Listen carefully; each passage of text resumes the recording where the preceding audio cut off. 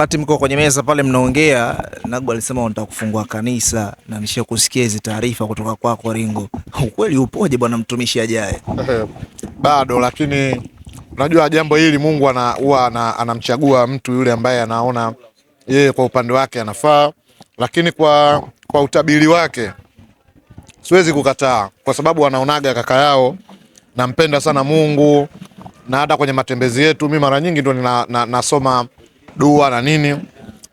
Kwa hiyo nitalipokea hilo na namomba pia, kwa sababu mtu anavyokuombea hivyo anakuombea jambo zuri. Unajua mtu akikuombea jambo uwe kwa Mwenyezi Mungu ni jambo kubwa sana, na kama hivyo mimi nimeokoka basi ni ujana tu, lakini mambo yakikaa sawa, Mungu akisema bwana mimi nambariki huyu awe mtumishi wa kunitumikia mimi, niko tayari. Huwezi kumkatalia Mungu wako.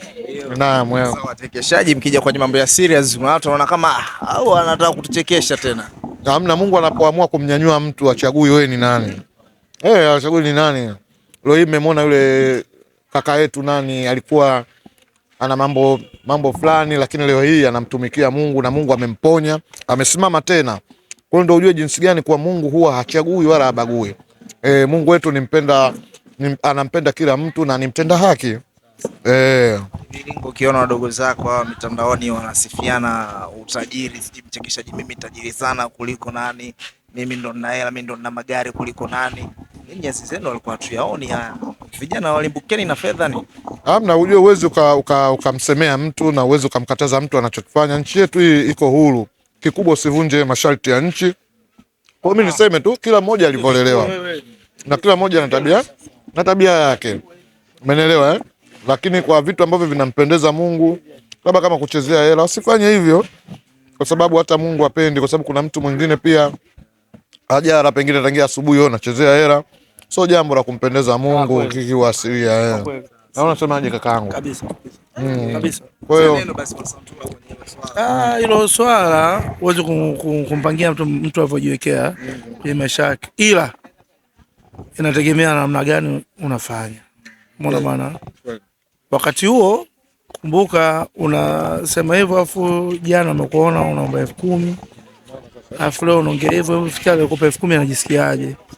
Yani hatukatazi, lakini ukitaka kufanya jambo la kufanya tu kwa wewe unavyoona, afu sio lazima sibuguzi mtu, sio lazima kupata na kukosa ni kwake Mwenyezi Mungu. Hata kama ulikuwa kuna mtu mwingine sada mimi nikipata 10,000 watu tutarajua. Hapo licha hivyo tunaga si binadamu, tunaumwaga sisi, tunaomba msaada kuchangiwa. Kwa mwingine mwisho wa siku atakuja kukataa, wewe si ulikuwa unaonesha hela wewe. Baya kwa hiyo. Sasa unataka 200 yangu ya nini?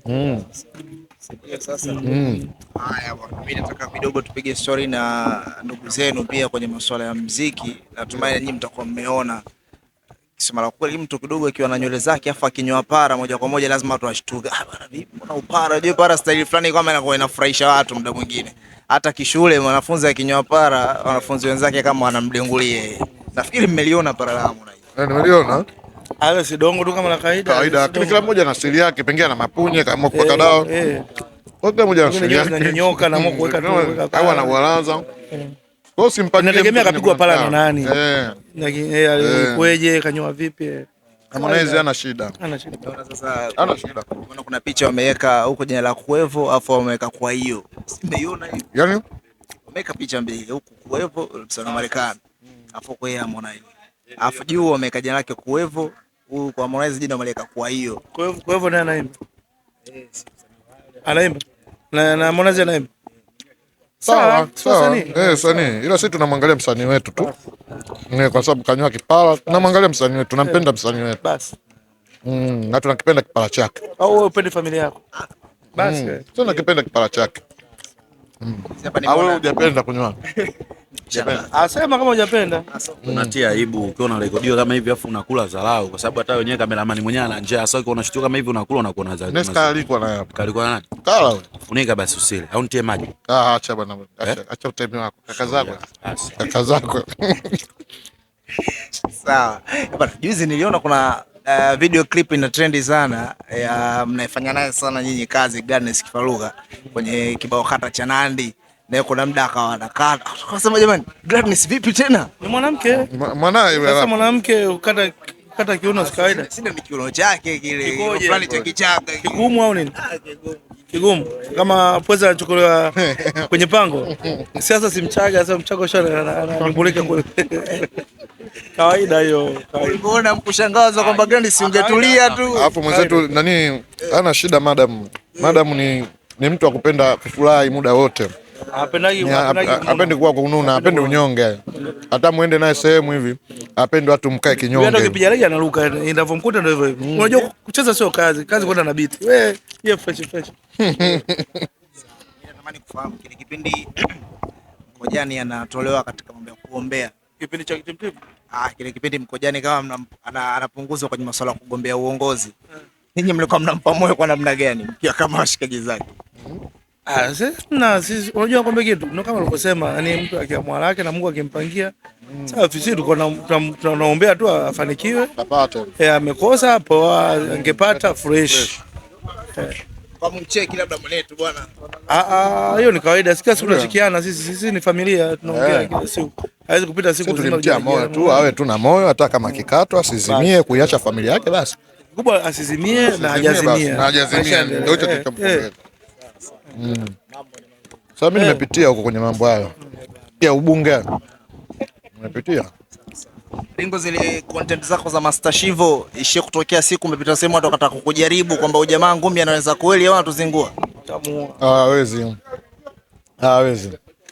Hawezi kunijaribu ovyo ovyo. Wananijua. Alafu mimi siwezi kuruhusiwa kupigana eti na mtu mmoja.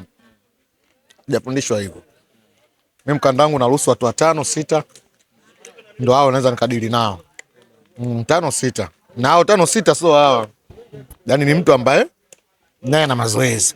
Kwa sababu mimi nikipigana na mtu ambaye nikipigana na watu 6 ambao hawana mazoezi, ina maana nakamatwa kisheria.